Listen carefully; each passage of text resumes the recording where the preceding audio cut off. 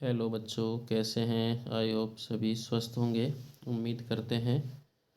आज कक्षा 10 के लिए एक न्यूमेरिकल प्रश्न की एक बेहतरीन सीरीज हम लेके आए हैं। इसमें विद्युत वाले चैप्टर के सभी बेहतरीन न्यूमेरिकल्स हैं, तो इन्हें अच्छे से एक बार देखिए। आप भी करते हुए चलें। ये बोर्ड के पॉइंट ऑफ व्यू से इम्पोर्टेंट क्वेश्चंस हैं, तो इन्हें एक एक क्वेश्चन को खुद से करिए और अंत तक बने रहें, जिससे कि सारे क्वेश्चनों का आप लाभ उठा सकें।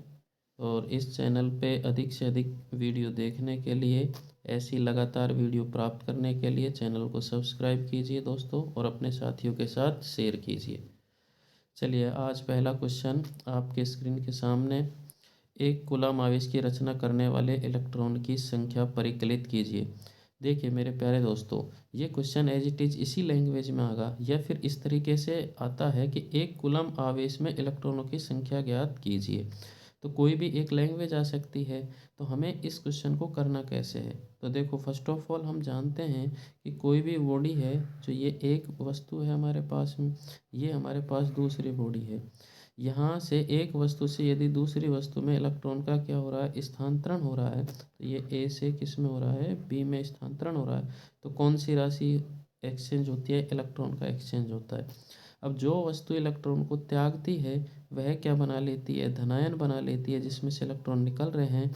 और जो इलेक्ट्रॉन को ग्रहण करती है, वह क्या बना लेती है? ऋणायन।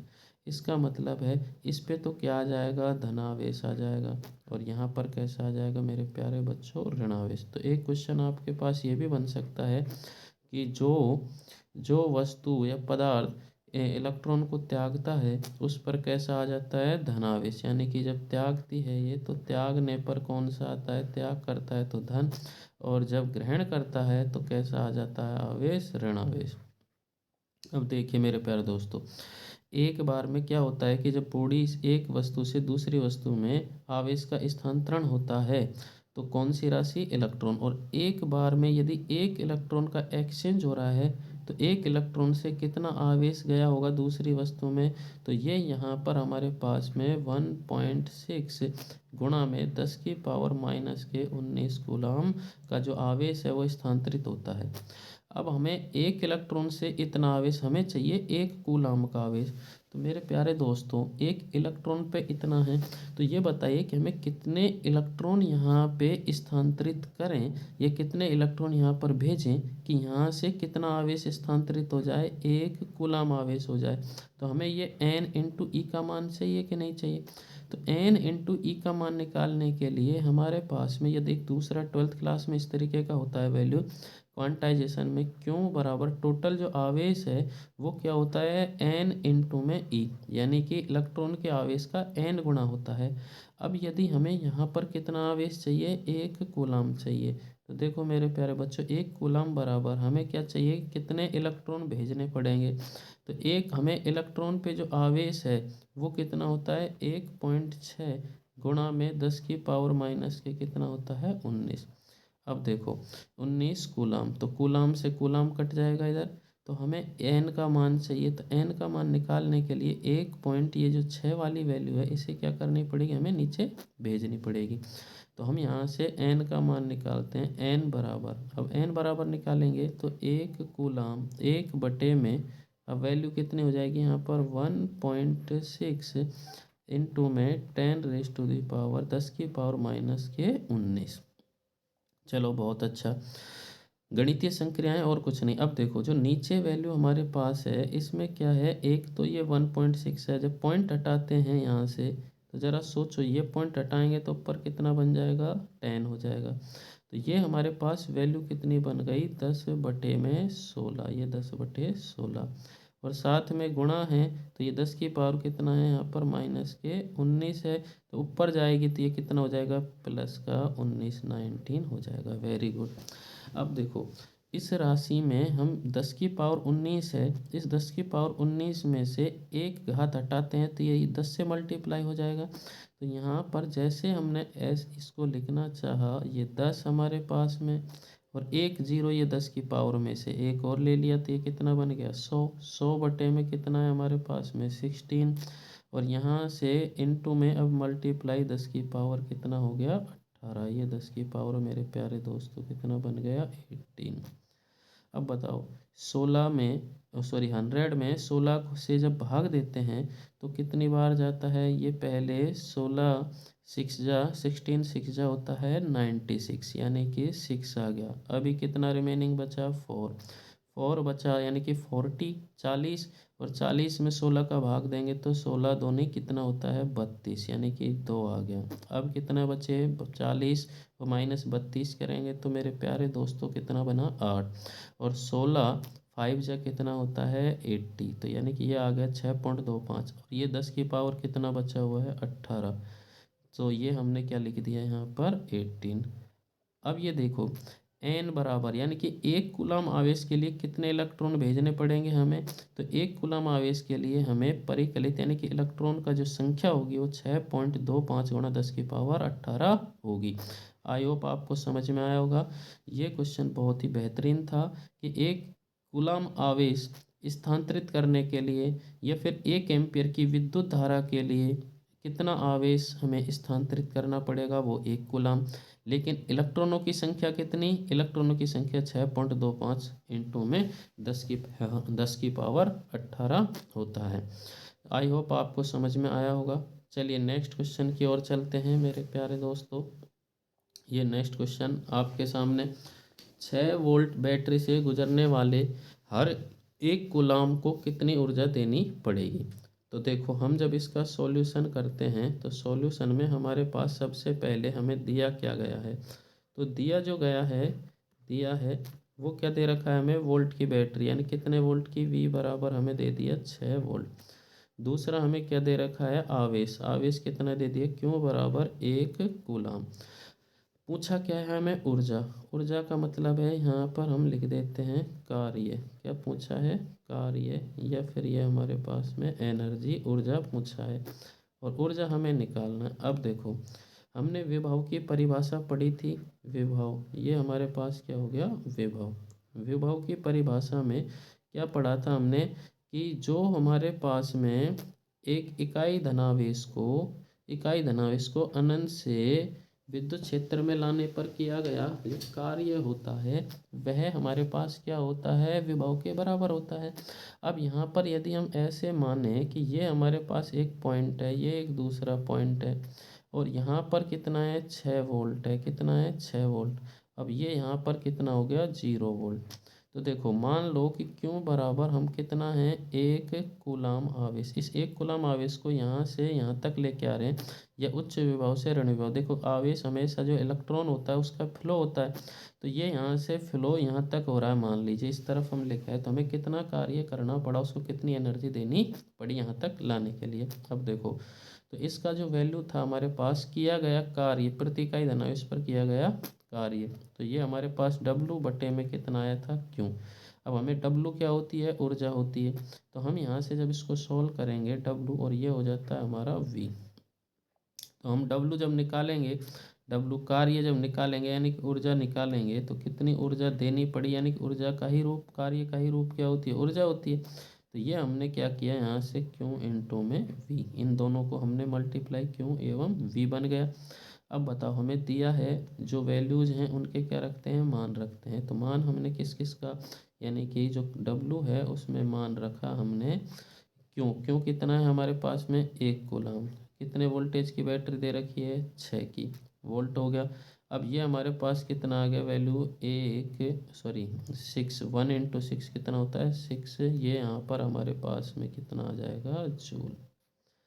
तो आई होप आपको ये समझ में आया होगा। W बराबर हमारे पास में कितना आ गया? 6 जूल निकल के आया आंसर। तो कितनी ऊर्जा देनी पड़ेगी? 6 जूल ऊर्जा देनी पड़ेगी।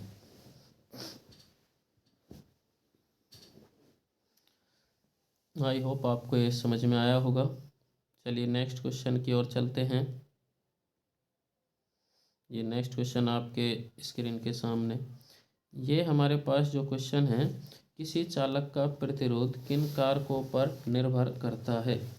तो देखो चालक का जो प्रतिरोध है मेरे प्यारे दोस्तों, चालक का जो कंडीशन होता है कुछ इस तरीके का होता है। चालक में कौन प्रवाहित होते हैं? किसी भी चालक में अगर धातु की बात करें चालकों में, तो विद्युत धारा मुक्त इलेक्ट्रॉनों के कारण होती है। ये हमारे पास हो गया चालक।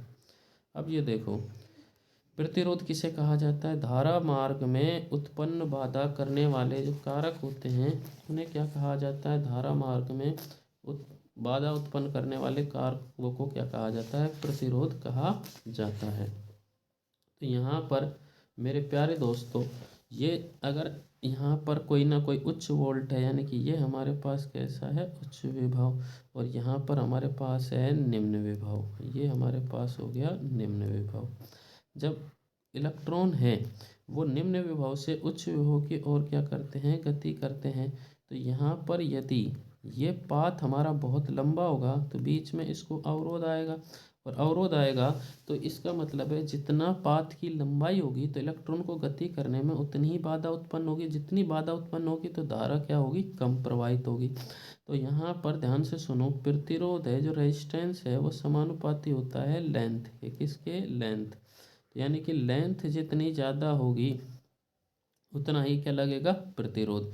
अब दूसरा देखो, दूसरा जो होता है प्रतिरोध, वो भी किसके व्युत्क्रमानुपाती होता है? क्षेत्रफल। कैसे? देखो, अगर ये क्षेत्रफल ज़्यादा बड़ा होता तो इलेक्ट्रॉनों की संख्या आसानी से इसमें पारगमित हो जाती, और यदि यह क्षेत्रफल इतना होता और उतने ही इलेक्ट्रॉन निकालने होते हमें, तो बताओ इसमें अब ये 5 इलेक्ट्रॉन जैसे पहले बड़े वाले क्षेत्रफल से जा रहे थे, अब छोटे से, बताओ छोटे से जब गुजरेंगे तो यहाँ पर अधिक से अधिक क्या लगने वाला है? छोटा क्षेत्रफल है, अधिक रेजिस्टेंस, अधिक इलेक्ट्रॉन को गुजारेंगे, तो यहाँ पर अधिक इलेक्ट्रॉन को गुजारने से प्रतिरोध का मान बढ़ेगा।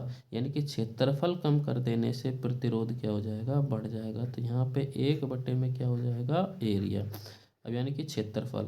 अब देखो, दूसरी कंडीशन ये है कि यह पदार्थ किसका बना हुआ है? जो हमारा ये प्रतिरोधक चालक तार है, ये जो पदार्थ है ये किसका बना हुआ है? तो ये पदार्थ के ऊपर भी क्या करता है? निर्भर करता है। तो पदार्थ किसका बना हुआ है? तो ये देखिए, अगर मान लीजिए कि ये पदार्थ हमारे पास क्या है? तांबे का है, या फिर हमारे पास में कोई मिश्र धातु है, या फिर क्या है? चांदी है। तो चांदी जो होता है, चांदी का जो प्रतिरोध होता है वो सबसे कम होता है। चांदी का प्रतिरोध क्या होता है? सबसे कम।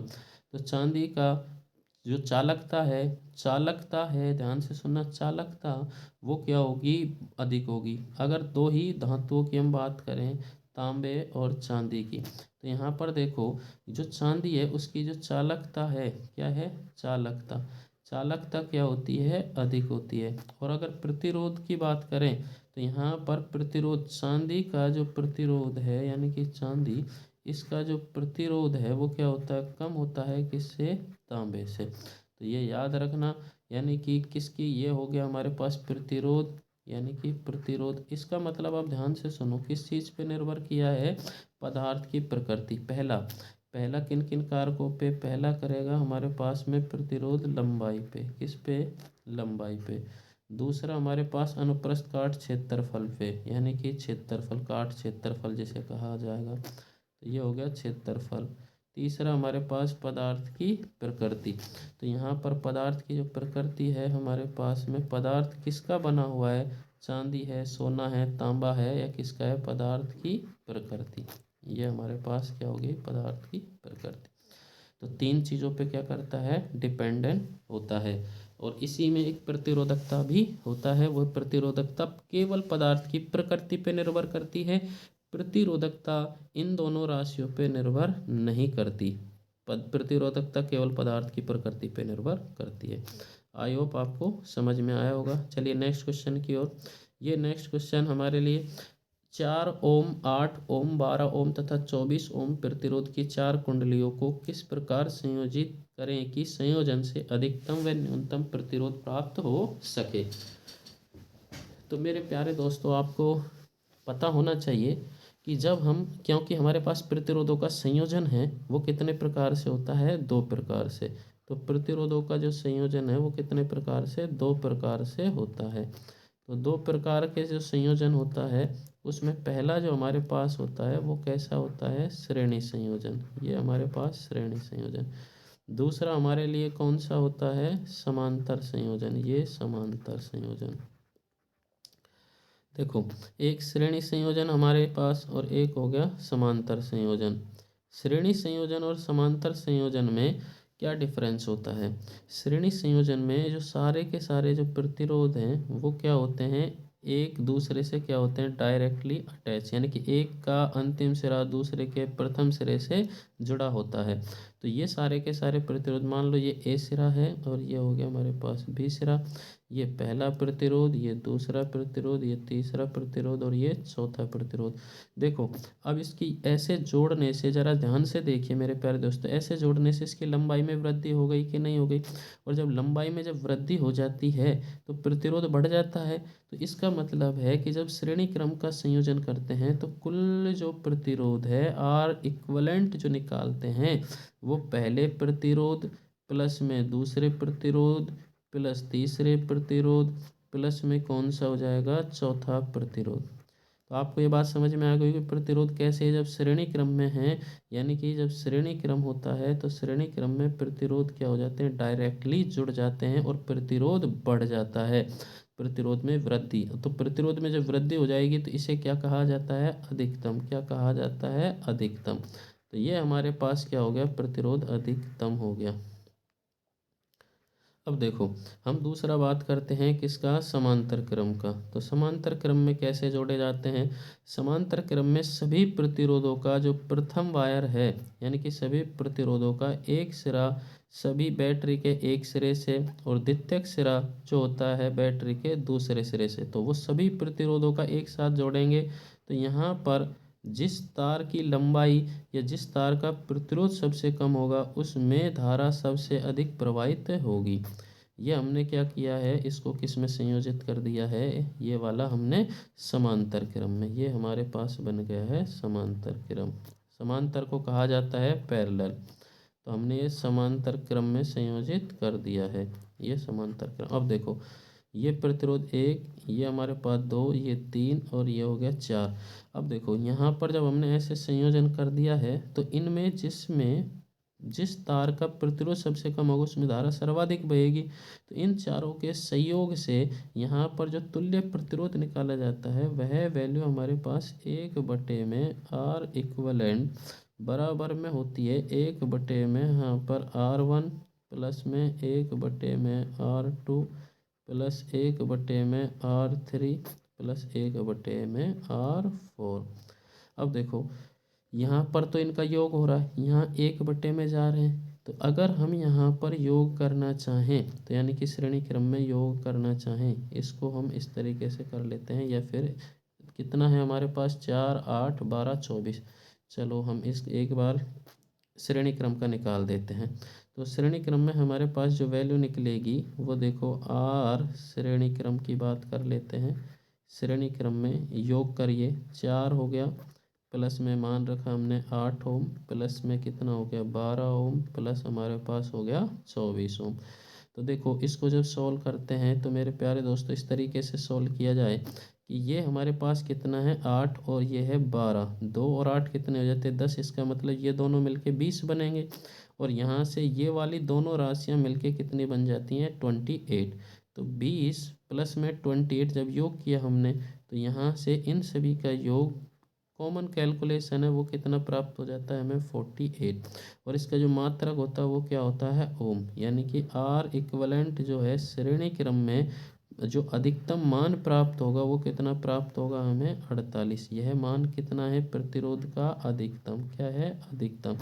तो बताइए, अधिकतम अधिकतम प्रतिरोध प्राप्त करने के लिए प्रतिरोधों को किस क्रम में जोड़ा जाएगा, श्रेणी क्रम में। लिखना पड़ेगा हमें किस क्रम में जोड़ेंगे, श्रेणी क्रम में। आई होप आपको यहाँ तक समझ में आया होगा। चलिए नेक्स्ट हम देखते हैं इसी को।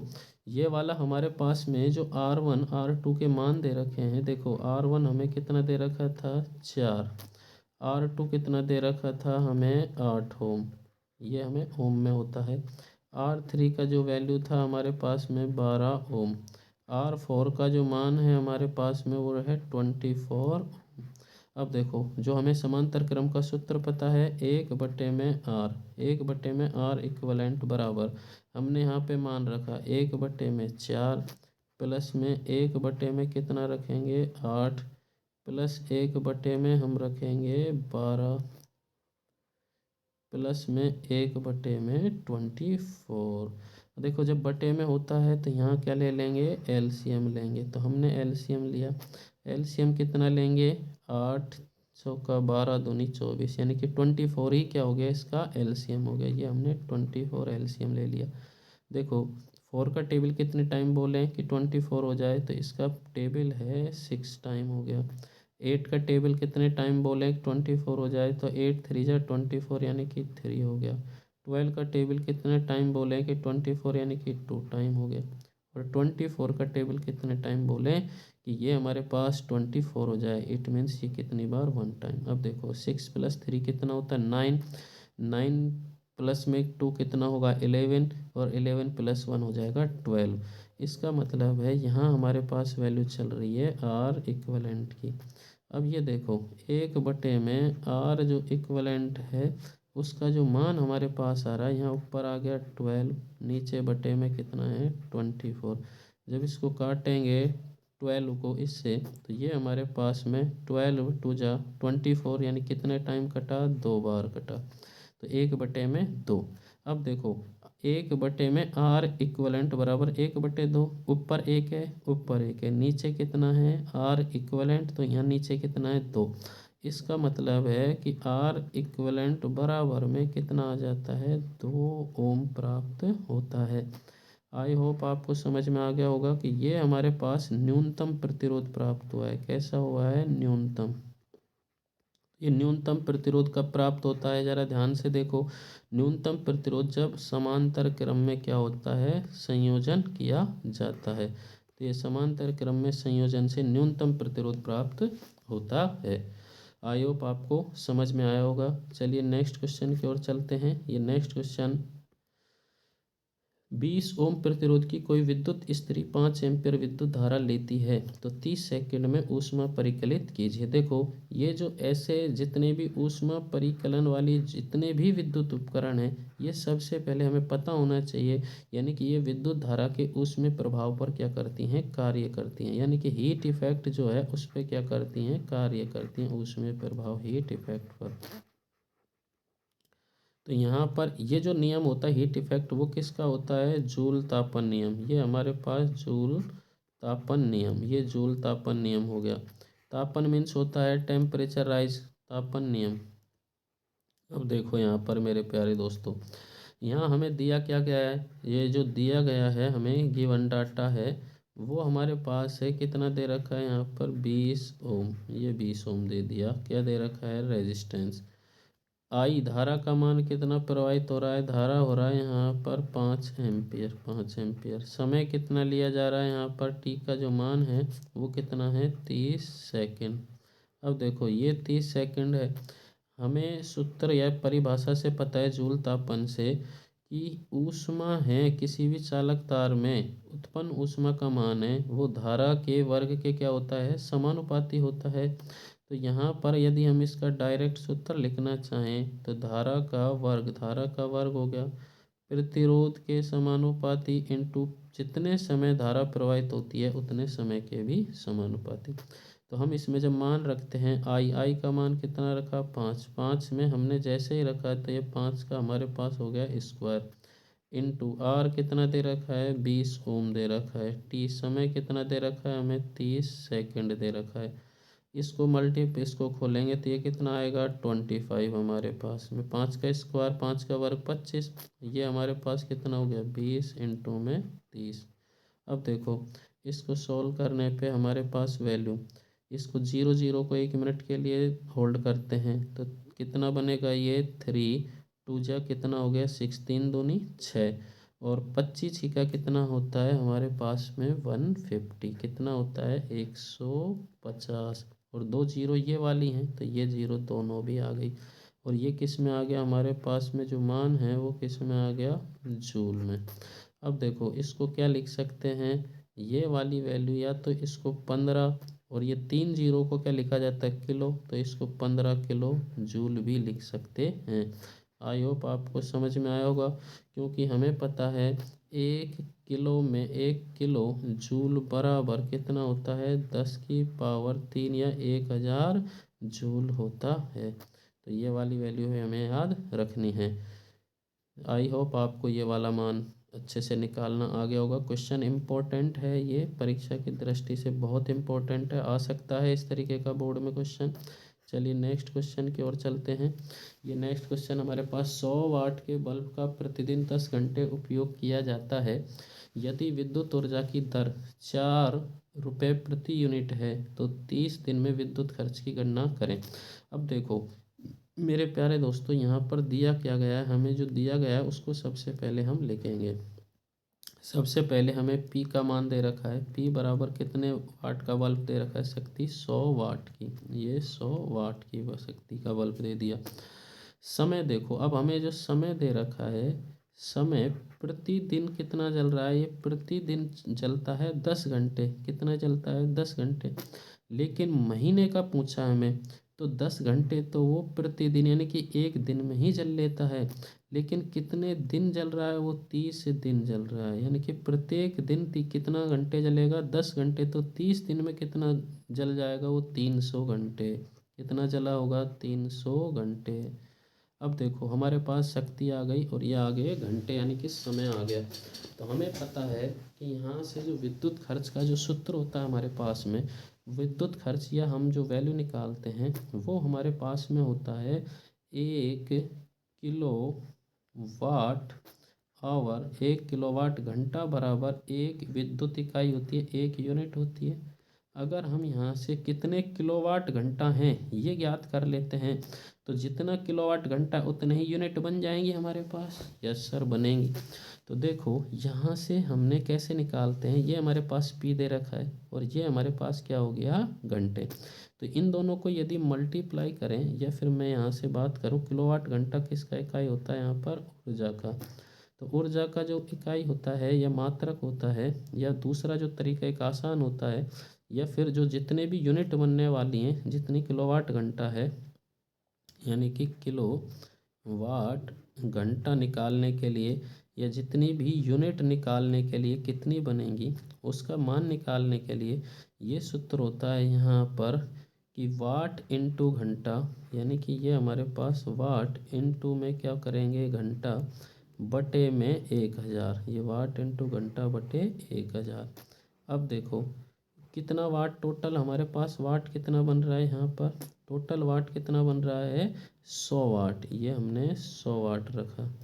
इनटू हमारे पास घंटे कितने बन रहे हैं, 300, तो ये 300 घंटे, बटे में हमारे पास कितना है, 1000। तो देखो वाट, टोटल वाट कितना है, 100, घंटे कितने बन रहे हैं, 300, वैल्यू रखा हमने, बटे में 1000 का भाग दे दिया, 1 0 2 0, तो यानी कि ये 2 0 कैंसिल आउट, 1 0 यहाँ से गई। तो अब बताओ, ये जब 2 0 ऐसे चली गई हैं, तो यहाँ पर हमारे पास केवल और केवल कितना बचा हुआ है, यहाँ पर हमारे पास जो मान बचा है वो कितना बचा है, 30। कितना बचा है, 30।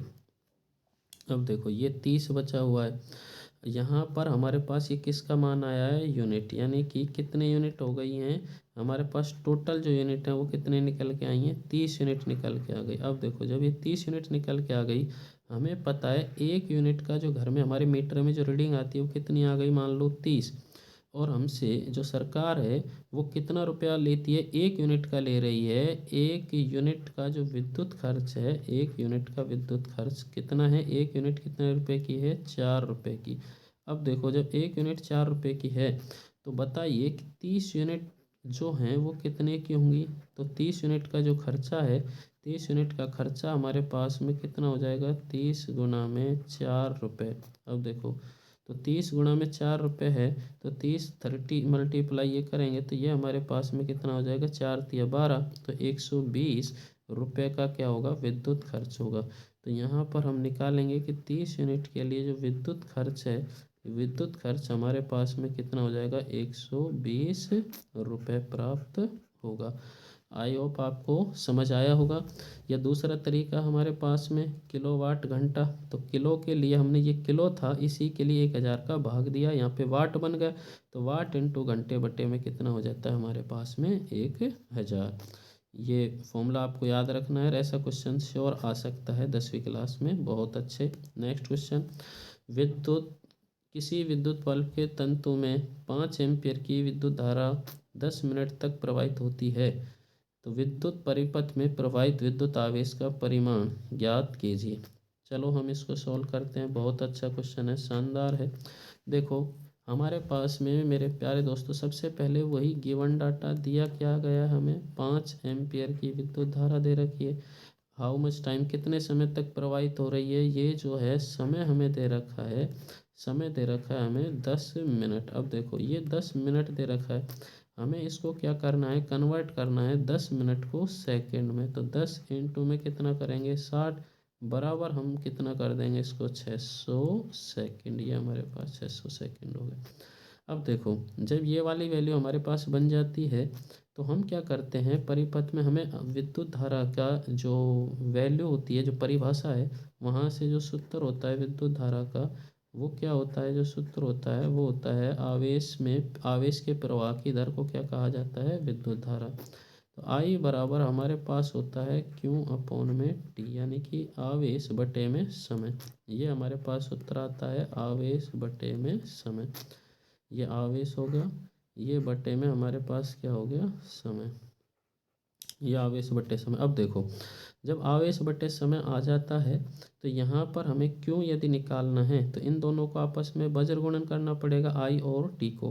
तो यहाँ से जो आवेश का मान है, तो आवेश जब निकालेंगे तो आवेश का मान हमारे पास निकलेगा यहाँ से आई इंटू में कितना हो जाएगा टी। अब देखो मेरे प्यारे दोस्तों हमें आई भी दे रखा है और क्या दे रखा है, टी भी दे रखा है। तो दोनों के जब हम मान रखेंगे और मान रखने से हमारे पास में जो वैल्यू निकल के आएगी वो कितनी निकलेगी, यहाँ पर आई का मान रखा हमने कितना, आई का मान रखा यहाँ पर 5 एम्पियर। जैसे हमने आई का मान 5 एम्पियर रखा, इनटू में मल्टीप्लाई किया, कितना समय कितना दे रखा है 600 सेकंड, ये देखो 600 सेकंड हो गया। चलिए इन दोनों को मल्टीप्लाई करेंगे, 5 सिक्की कितना होता है 30, 5 6 जा कितना होता है 30, और ये 2 जीरो एक साथ हैं तो ये 2 जीरो, और आवेश का जो मात्रक होता है वो क्या होता है, कूलाम्ब होता है। तो आई होप आपको समझ में आया होगा कि यानी कि क्यू का जो मान है यहाँ पर कितना प्राप्त होगा हमें, क्यू का मान हमें प्राप्त हो जाएगा 3000 कूलाम्ब। देखो आई बराबर क्यू अपॉन में टी, क्यू निकालना है तो आई इंटू टी, आई का मान 5 एम्पियर, धारा कितनी 10 मिनट तक, तो सेकंड में बदलेंगे 600 सेकंड। ये जैसे मान निकाला हमने तो ये 5 छिक्की कितना हो जाता है 30, 2 जीरो, ये 3000 कूलाम। तो ये आपको पता होना चाहिए आवेश का जो मात्रक होता है वो क्या होता है, कूलाम होता है। आई होप आपको ये समझ में आया होगा। चलिए नेक्स्ट क्वेश्चन की ओर चलते हैं। नेक्स्ट क्वेश्चन आपके स्क्रीन के सामने, जब तक मैं इसको सोल्व करता हूँ आप स्क्रीन को पॉज करते हुए मेरे प्यारे दोस्तों एक बार खुद से करने की कोशिश किया करें, और हो जाता है तो फिर फास्ट फॉरवर्ड करके इसको देखा करो। क्लियर। देखो इस क्वेश्चन में हमें जो गिवन डाटा है यानी कि जो दे रखा है हमें, वो क्या दे रखा है, ये हमारे पास में क्या दे रखा है 40 वाट, यानी कि शक्ति दे रखी है P बराबर 40 वाट। आप स्क्रीनशॉट भी ले सकते हैं बाद में देखने के लिए। और हमारे पास विभव V का मान कितना दे दिया, यहाँ पर 220 वोल्ट दे दिया। विद्युत बल्ब में प्रवाहित विद्युत धारा I का मान पूछा, ये हमने I का मान निकालना है, ये I का मान। अब देखो हमें I का मान निकालने के लिए हमें पता है विद्युत जो विद्युत शक्ति होती है, तो विद्युत शक्ति का जो सूत्र होता है उसकी परिभाषा से हमारे पास में जो मान होता है विद्युत शक्ति। अब देखो ये विद्युत शक्ति जो होता है, पावर जिसे कहा जाता है, विद्युत शक्ति होती है विभव इंटू में धारा, विद्युत धारा, तो यानी कि V गुणा में कितना होता है I। अब यहाँ पर देखो P बराबर हमारे पास जो सूत्र बनता है P बराबर VI बन जाता है। यहाँ पे P बराबर VI बना। जब हमें किसका मान चाहिए, जब हमें मान चाहिए आई का, तो आई निकालने के लिए इस v एवं आई में से v का p के नीचे क्या कर सकते हैं, भाग दे देंगे पक्षांतरण करने पर। जब इसको किया हमने तो ये हमारे पास यहाँ से p बटे में कितना बनेगा मेरे प्यारे दोस्तों, v बन गया। जब ये राशि हमारे पास बन जाती है तो इसमें जैसे हमने मान रखा, तो p का मान बताइए कितना है, p का मान हमारे पास है 40, v का मान कितना है यहाँ पर 220 वोल्ट, 220 वोल्ट। अब इसको कैंसिल आउट करिए, 0 से 0 गया, तो ये राशि हमारे पास कितनी बनेगी, 4 बटे में कितना बना, 22। इसको काटेंगे तो ये हमारे पास कितना बनेगा, यहाँ पर 2 बटे में कितना बनेगा, 11। 2 दूनी 4 और 2 11 कितना होता है, 22। 2 बटे में कितना हो गया, 11। अब ये देखो वैल्यू यहाँ पर 2 बटे में अगर 10 हो जाती, जैसे ध्यान से सुनो कैलकुलेशन कैसे किया जाता है। 2 बटे अगर 10 हो जाती तो ये काटते 5 बार और वैल्यू 1 बटे में कितनी बनती, 5, और 1 बटे 5 होता है हमारे पास 0.2। तो ये 2 बटे में 11 थोड़ा सा क्या है, अधिक है, इसका मतलब नीचे की संख्या बड़ी है तो ऊपर का मान क्या आएगा, कम। और यहाँ से जब हम इसको सॉल्व करते हैं तो यहाँ से इसका जो मान निकल के आता है वो 0 पॉइंट कितना निकल के आता है, 18। और ये विद्युत धारा का मात्रक होता है एम्पियर में। तो ये देखो आप यदि इसे यहाँ भी छोड़ देते हैं एम्पियर लिख के या 0.2 लिख देते हैं तो भी हमारा आंसर लगभग क्या हो जाएगा, सही होगा। लेकिन इसका एग्जैक्ट आंसर है मेरे प्यारे दोस्तों 0.18 एम्पियर होगा। आई होप आपको ये समझ में आया होगा। चलिए नेक्स्ट क्वेश्चन। नेक्स्ट क्वेश्चन है हमारे पास में बहुत ही बेहतरीन इंपॉर्टेंट क्वेश्चन है। ये ऐसा क्वेश्चन आपने कर लिया तो इससे बाहर और कोई क्वेश्चन नहीं बनने वाला है। तो इस क्वेश्चन को देखिए हमारे पास में ये 20 ओम सॉरी 20 ओम 30 ओम एवं 50 ओम के 3 प्रतिरोध श्रेणी क्रम में जुड़े हुए हैं। इनके संयोजन को 150 वोल्ट के स्रोत से जोड़ दिया जाए तो प्रत्येक प्रतिरोध में प्रवाहित धारा उसके सिरों पर विभवांतर। बहुत ही बेहतरीन क्वेश्चन है। तो यहाँ पर हमारे पास में दिया क्या गया है, सबसे पहले दिया है, ये हमें दे रखा है, ध्यान से देख लो, इसको लिख लीजिए। R1 बराबर कितना दे रखा है, 20 ओम, ये R1। R2 बराबर कितना दे रखा है, 30 ओम। ये नेक्स्ट तीसरा दे रखा है हमें R3 बराबर कितना दे दिया हमें, 50 ओम। बहुत अच्छे। और क्या जोड़ दे रखा है हमें, वी का मान कितना दे रखा है, 150 वोल्ट, ये वैल्यू दे दी। इसके बाद में हमें क्या पूछा है, प्रतिरोध और प्रत्येक विभवांतर के सिरों पर धारा भी निकालनी पड़ेगी। तो यहाँ पर एक तो प्रतिरोध पूछ लिया, तुल्य प्रतिरोध, कौन सा, तुल्य। और एक प्रत्येक प्रतिरोध में प्रवाहित धारा, प्रत्येक प्रतिरोध में प्रवाहित धारा। तीसरा प्रत्येक यानी कि V1 का मान, V2 का मान और V3 का मान भी हमें फाइंड आउट करना है। चलिए करते हैं, इसको हम सॉल्व करते हैं। सबसे पहले हम परिपथ बनाते हैं।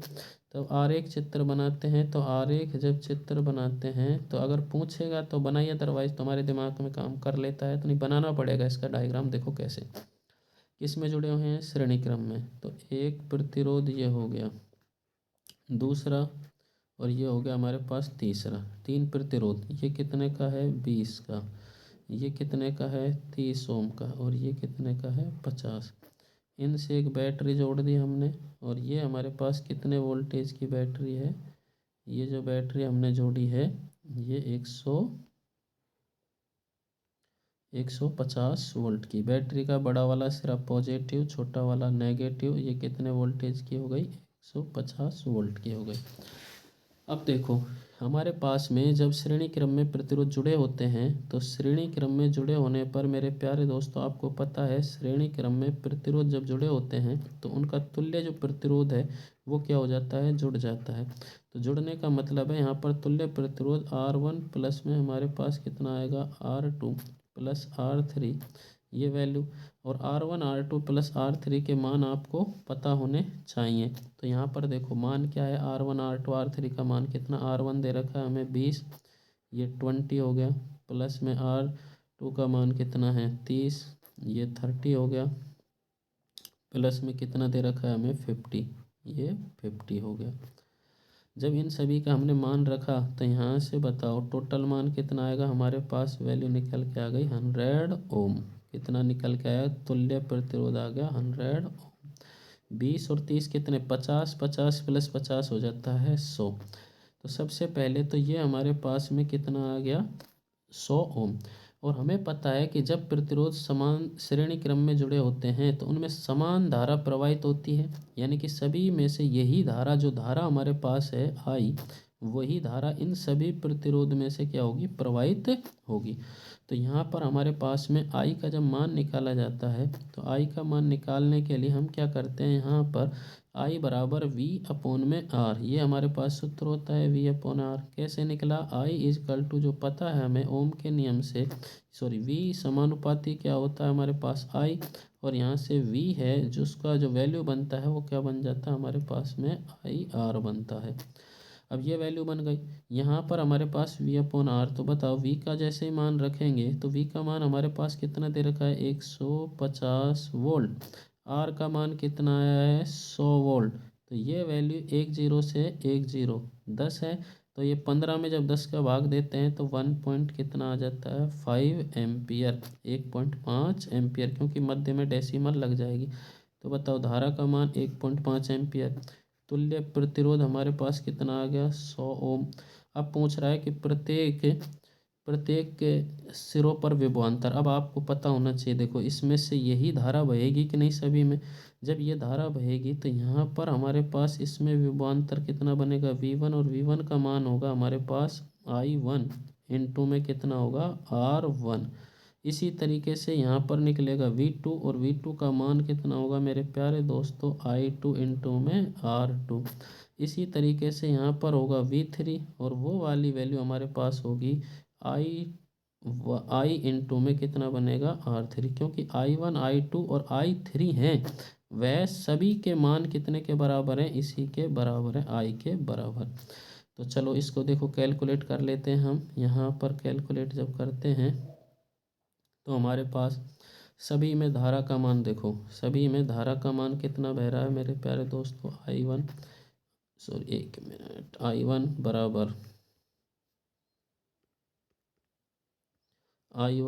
बराबर कितना होगा I2 बराबर कितना है I3 बराबर में 1.5 एम्पियर। और हमारे पास में पहला प्रतिरोध यानी कि पहले रेजिस्टेंस के सिरों पर विभवांतर, पहले के सिरों पर विभवांतर, पहले प्रतिरोध के सिरों पर विभवांतर, ये हमने विभवांतर, चलिए विभवांतर निकालते हैं। विभवांतर निकालने के लिए V इजकल टू क्या होता है आई आर। तो I किस पे हमारे पास में पहला वाला, तो प्रतिरोध भी कौन सा पहला वाला, बताओ I1 I2 I3 सभी बराबर हैं। पहला वाला प्रतिरोध कितने ओम का था हमारे पास में 20 ओम का, धारा कितनी 1.5, प्रतिरोध कितने का 20 ओम का। तो देखो इसमें ये हटाएंगे, यहाँ पे 10 लगेगा, पॉइंट हटा, 10 से 10, यहाँ पर विभवांतर कितना हो गया हमारे पास 15 दूनी 30 वोल्ट का हो गया। ये हमारे पास V1 का मान आया, V1 कितना हो गया मेरे प्यारे दोस्तों 30 वोल्ट। इसी तरीके से हम किसका निकालते हैं दूसरे के सिरों पर, ये हमारे पास हो गया दूसरा। जब दूसरे के सिरे पर निकालेंगे तो वो निकलेगा हमारे पास V2 बराबर कितना निकलेगा I इंटू में R2। अब देखो I का मान कितना है वही 1.5 इंटू में इसका R2 का मान कितना है दूसरे वाला प्रतिरोध 30, वही वैल्यू निकालेंगे, 10 डेसिमल हटाया, 10 से 10 और 15 3 से कितना हो जाता है 45। तो ये 45 क्या आ गया ओम आ गया, ये V2 का मान। अब यहाँ पर V2 कितना आ गया 45। चलिए नेक्स्ट हमारे पास कौन सा है, तीसरा प्रतिरोध के सिरों पर विभवांतर, यानी कि जो थर्ड है उसके सिरों पर हम क्या निकालते हैं विभवांतर निकालते हैं। तो वो V3 निकलेगा, और V3 is equal to I into में कितना निकलेगा R3। जब I इंटू में R3 तो I का मान हमारे पास 1.5 इंटू में जो वैल्यू हमारे पास R3 की है वो कितनी है मेरे प्यारे दोस्तों 50 है। तो ये पॉइंट हटाया, फिर से हमने इसको कैलकुलेट करेंगे, ये हमारे पास 10 से 10 गई, और यहाँ पर हमारे पास 15 5 से कितना होता है 15 5 कितना होता है 75 होता है 75। देखो ये कितना आ गया, सॉरी इसका जो विभव का मान होता है वो किस में होता है वोल्ट में होता है, ये विभव का मान वोल्ट में। तो ये वैल्यू कितनी आ गई 75 वोल्ट, और ये हमारे पास V3। अब देखो V1 पे 30, V2 पे 45 और V3 पे 75 वोल्ट। अब ये हमारे पास में जो वैल्यू है मेरे प्यारे दोस्तों, यहाँ पर जो हमारे पास में 150 वोल्ट टोटल विभवांतर कितना था, V का मान 150, तो यह विभवांतर है जो V1 प्लस में V2 प्लस V3 के बराबर होना चाहिए। तो जस्ट आप इसे कैलकुलेट करके चेक कर सकते हैं कि हमारे जो मान हैं जो हमने कैलकुलेट किए हैं वो सही भी हैं या नहीं हैं।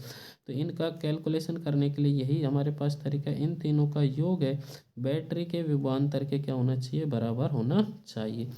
तो देखिए यहाँ से हमारे पास जो वैल्यू बनती है 30 प्लस 45 75 प्लस 75 कितना होता है 150। इट मीन्स हमारा जो कैलकुलेशन है वो एकदम सही है। आई होप आपको ये समझ में आया होगा। चलिए नेक्स्ट क्वेश्चन की ओर चलते हैं। और ये नेक्स्ट क्वेश्चन बहुत ही बेहतरीन आपके लिए विद्युत धारा को मापने वाले यंत्र को कहते हैं। देखो मेरे प्यारे दोस्तों, ये इम्पोर्टेंट क्वेश्चंस आपके लिए। विद्युत धारा को मापने वाला जो यंत्र है उसे क्या कहा जाता है, हम क्या कहते हैं, अमीटर। क्या कहते हैं, अमीटर। ये हमारे पास बन गया अमीटर। अमीटर को परिपथ के किस क्रम में जोड़ा जाता है, श्रेणी क्रम में। ये श्रेणी। अमीटर का प्रतिरोध कितना होता है, अमीटर का, आदर्श अमीटर का प्रतिरोध कितना होता है, 0। आदर्श अमीटर का प्रतिरोध होता है मेरे प्यारे दोस्तों 0। नेक्स्ट, विभवांतर को मापने वाले यंत्र को क्या कहा जाता है, वोल्ट मीटर। बहुत अच्छे, वोल्ट मीटर। ये वोल्ट मीटर हो गया। इसको परिपथ में किस क्रम में जोड़ा जाता है, समांतर क्रम में। ये समांतर क्रम हो गया। इसका रेजिस्टेंस, आदर्श वोल्ट मीटर का प्रतिरोध कितना होता है, उसका प्रतिरोध होता है मेरे प्यारे दोस्तों अनंत होता है। अब एक चीज़ और, अमीटर का इंडिकेशन परिपथ में ऐसे ए से दिखाया जाता है। ये ए हो गया, ये परिपथ बन गया। और संकेत यदि पूछा जाता है इसमें, यहाँ प्लस से जुड़ेगा ये सिरा, ये माइनस से। वोल्ट मीटर का संकेत इसी तरीके से वी से दिखाना है, और यहाँ पर हमें क्या करना है, ये सिरा वही नेगेटिव और ये सिरा पॉजिटिव। विद्युत आवेश का एसआई मात्रक क्या होता है, कूलाम्ब होता है। क्या होता है, कूलाम्ब होता है। ये विद्युत आवेश का एसआई मात्रक हो गया कूलाम्ब। इसको किससे लिखा जाता है, सी से लिखा जाता है। चलिए बहुत अच्छा। विद्युत बल्ब का तंतु किस धातु का बना होता है, तो ये मेरे प्यारे दोस्तों किसका बना होता है, टंगस्टन। ये हमारे पास हो गया टंगस्टन। बहुत बेहतरीन क्वेश्चन है, ऑब्जेक्टिव क्वेश्चन इन्हीं में से बनेंगे।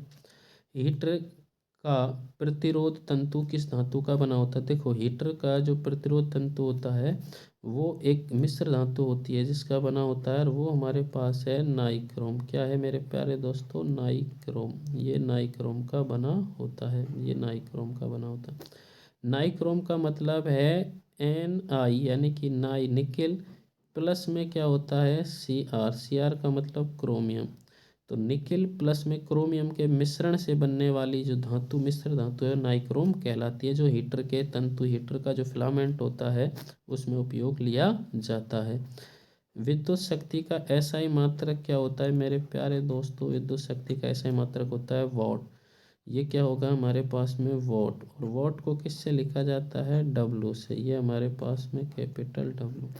अब एक यूनिट और होती है, वो होती है हॉर्स पावर। तो 1 HP बराबर कितना होता है, 746 वॉट। ये हमारे पास 746 वॉट होता है। नेक्स्ट, किलोवाट किस भौतिक राशि का मात्रक। देखो ये बहुत इंपॉर्टेंट है, इसमें बहुत ज़्यादा कंफ्यूज होते हैं। किलोवाट, किलोवाट आता है तो वॉट के चक्कर में सभी शक्ति करते हैं इसका मात्रक, लेकिन यह किसकी है मेरे प्यारे बच्चों, विद्युत ऊर्जा की। किसकी है, विद्युत ऊर्जा का मात्रक है। और ऊर्जा का मतलब यानी कि 1 किलोवाट आवर है, या विद्युत इकाई भी कहा जाता है। क्या कहा जाता है, विद्युत इकाई। यानी कि जितने यूनिट हमारे घरों में बिजली आती है वो किस में नापी जाती है, किलोवाट आवर में। ये हमारे पास विद्युत, हमारे पास विद्युत इकाई। चलिए आज के बेहतरीन क्वेश्चंस, मैं उम्मीद करता हूँ आप सभी को समझ में आए होंगे। वीडियो काफ़ी लंबा बन गया, लेकिन ये सारे के सारे क्वेश्चंस अति महत्वपूर्ण हैं। आगे इसी तरीके के नेक्स्ट चैप्टर के हम न्यूमेरिकल्स लेके आएंगे। वो हमारे पास न्यूमेरिकल होने वाले हैं ऑप्टिक्स यानी कि प्रकाश वाले चैप्टर के होंगे, लाइट वाले चैप्टर के, और सभी बेहतरीन क्वेश्चन होंगे। और ऑब्जेक्टिव क्वेश्चन की भी इसी तरीके की एक सीरीज आएगी, जिससे आप हमसे जुड़ने के लिए और उनका लाभ उठाने के लिए हमसे जुड़े रहें। चैनल को सब्सक्राइब कीजिए और अपने दोस्तों के साथ अधिक से अधिक शेयर कीजिए, जिससे वो भी इसका फ़ायदा उठा सकें। और बोर्ड के एग्ज़ाम अब नज़दीक हैं, समय को गंवाए बगैर अपनी मेहनत में निरंतर लगे रहें, अभ्यास करते रहें, रिवीजन करते रहें, दोहराव में लगे रहें। अधिक से अधिक प्री बोर्ड पेपर को अपने आप से खुद से सॉल्व करें। किसी भी तरीके की सहायता के लिए आप हमसे संपर्क कर सकते हैं। आज के सेशन को ख़त्म करते हैं। जय हिंद, जय भारत।